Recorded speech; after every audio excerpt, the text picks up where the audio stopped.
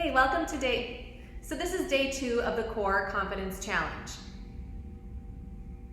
Welcome to day 2. Okay, so for today, we're gonna be showing you some alternating leg press variations, all right? I'm gonna get down onto your back again with your knees bent, but make sure you just have some socks on so that, and you're at the edge of your mat, because we're gonna start sliding our feet on a hard surface.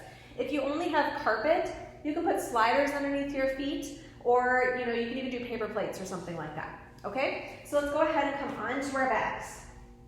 The very first thing that we're gonna do is just get our hands in position along our lower core here.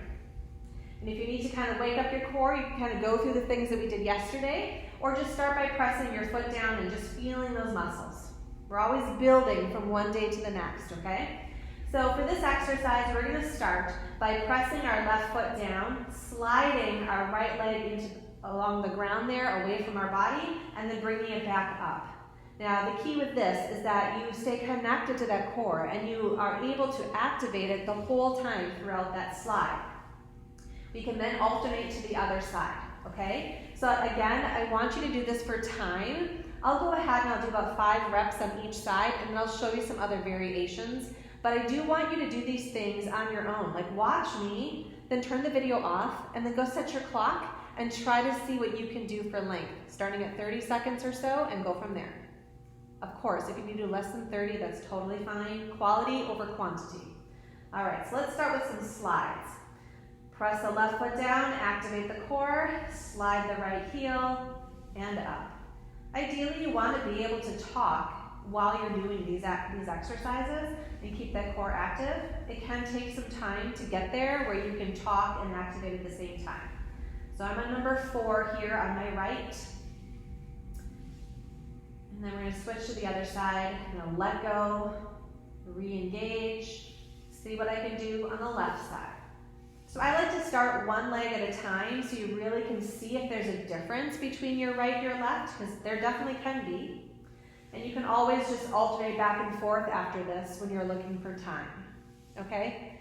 So the next variation, what we're gonna do is we're gonna bring one leg up. So you kind of have a 90-degree angle at your hip and at your knee. You can still press your left foot down, activate that core, keep it active as you press that foot out and bring it back in.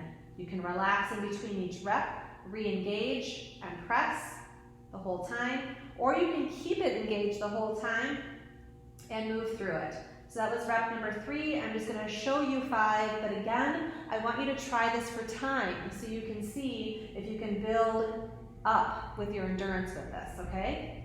So let's switch sides. Press your right foot down, put your left leg in 90-90, activate that core with that foot press, and then press this down and out. Sorry, that was my knee if you heard that crack. Bodies make noise, it's normal, it's okay. Good, I'll show you one more.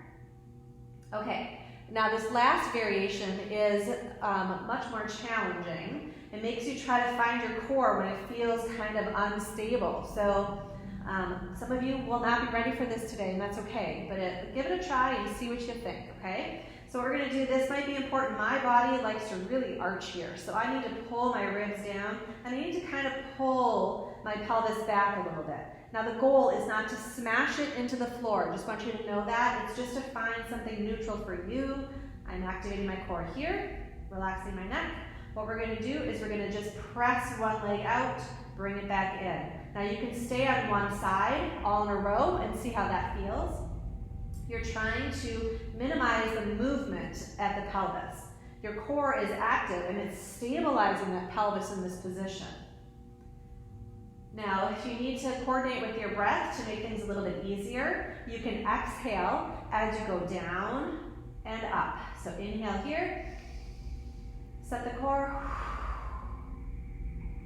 You can try that. There's no rule that you have to do it that way. Some people find that easier, okay? And then you can kind of go back and forth.